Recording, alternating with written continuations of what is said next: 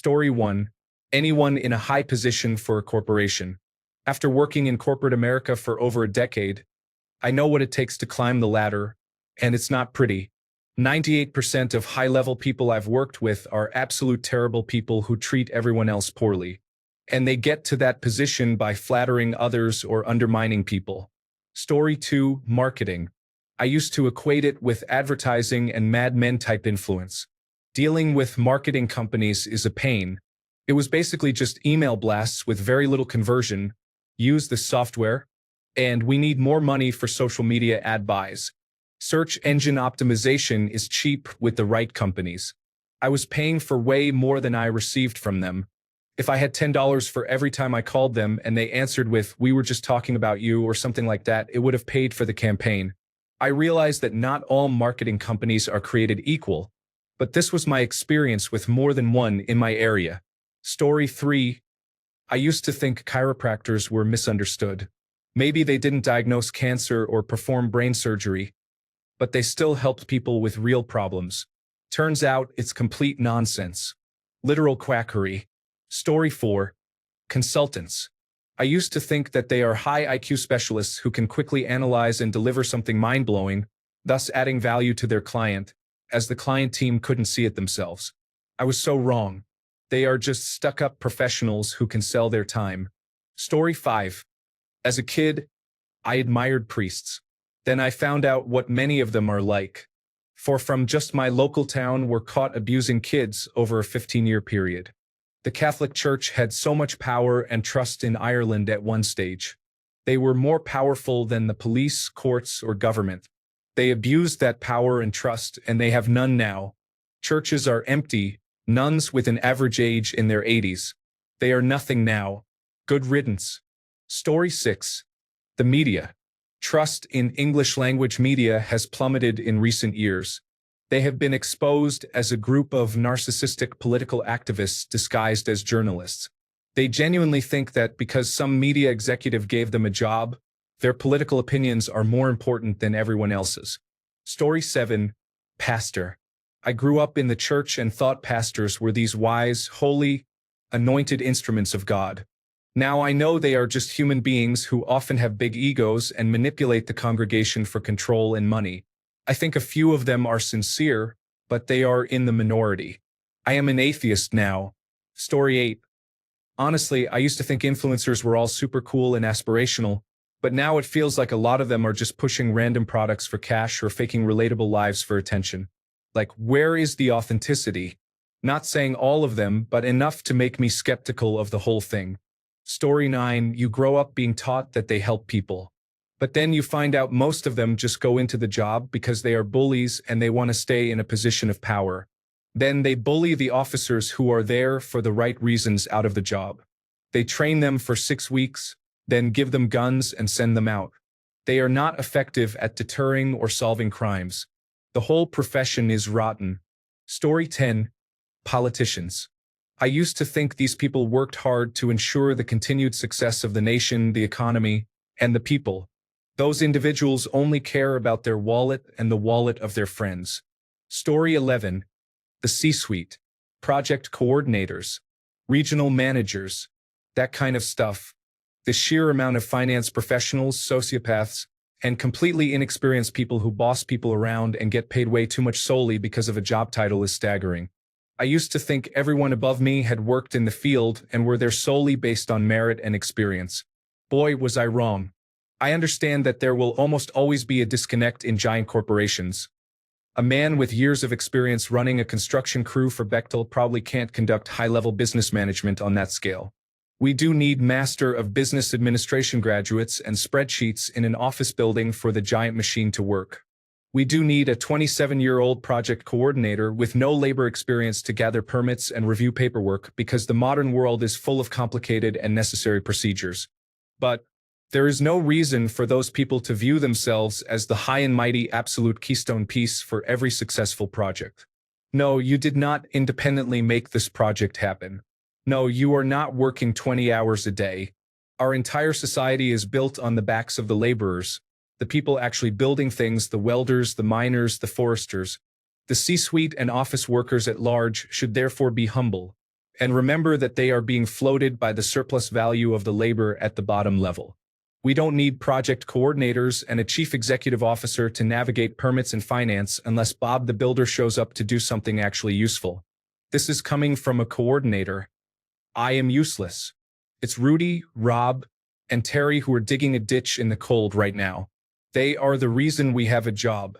I think we should do our best to help them, make their lives easier, and make sure they get home safely, well paid, and happy at all costs.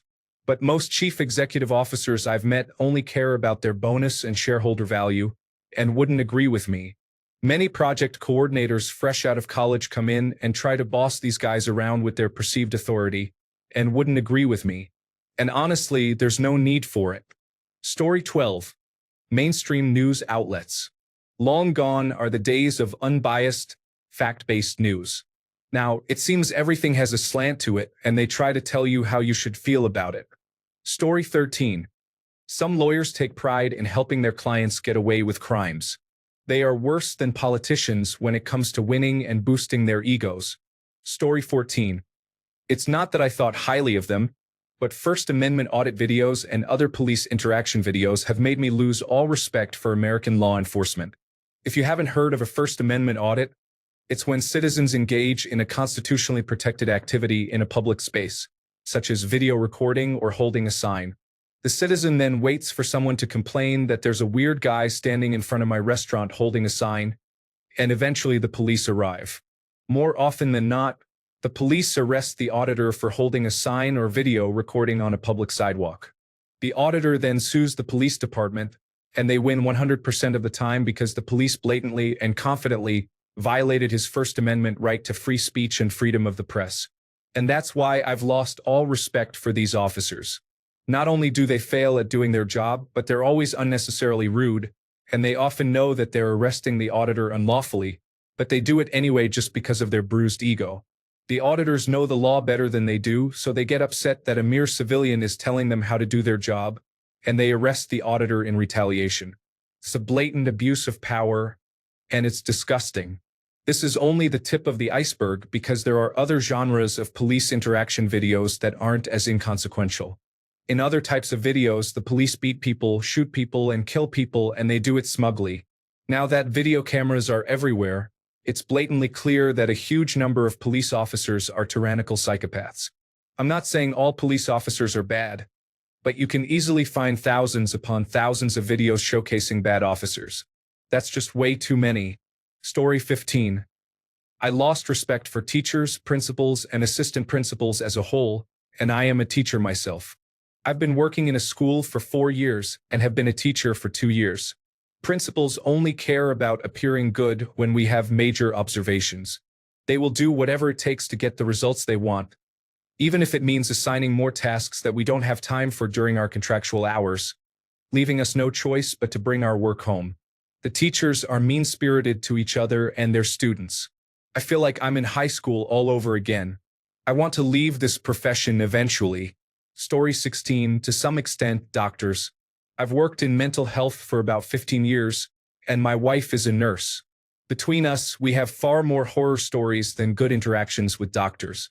There are lots of great doctors, but the amount of default respect I used to give those in the profession is pretty much gone. Story 17. Everyone employed by the Catholic Church.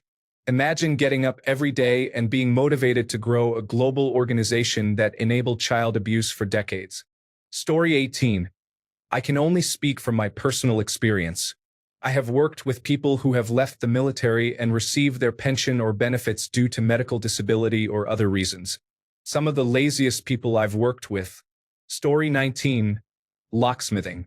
I thought locks were neat. Then I realized how little effort locksmiths put into tamper-proofing their locks, and I just don't respect them anymore. Story 20. I mean, at this point, finding out police officers are bad is like finding out Santa Claus isn't real. Despite all our youthful teachings, your gifts are from your parents, and police officers are not obligated to help you. Story 21. Police officers, district attorneys, public defenders, judge. The system doesn't favor the innocent. It doesn't matter about evidence because some of it will never make it to trial. You can be right and innocent and still be found guilty. Stay out of trouble. Stay out of the court process. Story 22. Lawyers who knowingly represent and profit from truly terrible people and oppose the side they know is honest, good, and deserving of justice do not sit right with me. I could not do it. I would feel really good about being a lawyer for someone who genuinely needed it, though. Oh, and doctors. Most doctors are not great people or professionals. Most I've worked with are so closed-minded they seem nearly illiterate. You want a curious, open, empathetic mind working for people. I've noticed it's mostly clout-chasing, money-grubbing individuals. Story 23. Human resources or anyone in people and culture is an absolute joke of a role where no actual assistance is forthcoming to employees or managers managing employees. A job based on meaningless jargon. Story 24. Police officers. I used to work with them. I was an intelligence analyst. I wanted to be a state park ranger in California, which is a police officer. I took the tests, was ready for the academy, but other things happened and I lost the chance. This was in the early 2000s. Since then, I've been outside the bubble and learned more. I know police officers want good numbers. They want to solve crimes. They do not always do it right, and the easy path is easiest, so anyone could be guilty. They are not your friend. They do not come to defuse situations. They come to get control of them. Their control, not the person calling for help. It is a lot of politics and ass-kissing to get slots you want. No thanks. Story 25. Rey de España. Resultó que el ahora rey emérito era una persona que cazaba elefantes y cobraba encargos de Arabia Saudita. Nunca volveré a confiar en la monarquía. Story 26. The standards, I guess. Like police officers, priests, and soldiers. Sometimes you hear about them doing good things, but also you hear about them harming children. I used to think a lot more of nurses until I had more experience with them. It's like that's the field all the mean girls go into when they get fired from other jobs. Story 27. Financial advisors. I took a job as one straight out of college because it was all I could find at the time. Most of them were just sleazy salespeople that knew very little about actual finance. I got out of there as soon as I found something else. Story 28. I used to think being a teacher was a highly respectable role. Now, I feel like the whole public school system, kindergarten to 12th grade and higher education, are completely ridiculous, people included. Story 29. Doctors, surgeons in particular. Far too many people in my family have had botched surgeries or difficult recovery from surgery. It's a hard job and there are innate risks. But where I lost respect was the inhumane and unprofessional way they all carried themselves after they made their mistakes. A lot of literal victim blaming and gaslighting. I don't know if I could ever submit myself to surgery after what I've witnessed. Story 30. All of them, as in everything those snobby elites consider a proper career. Lawyer, get lost. Businessperson, drop dead. Doctor, drug dealers who get to wear stethoscopes. Cop, oink oink. President or chief executive officer, suck my nuts. President of a country, suk Putin's nuts. My respect is reserved for the unwashed, unskilled masses who clock in 40 to 60 hours a week for 40 to 60 years of their lives, but somehow that's just a job or a gig or summer work for teenagers, so those individuals aren't afforded the dignity of those with careers. Cook, minimum wage burger jockey, says the power brokers, but they get all of my respect. Teacher, ungrateful, greedy indoctrinator of children. Cry the cultists, but they deserve the world. Nurse, not like you're as good as a doctor.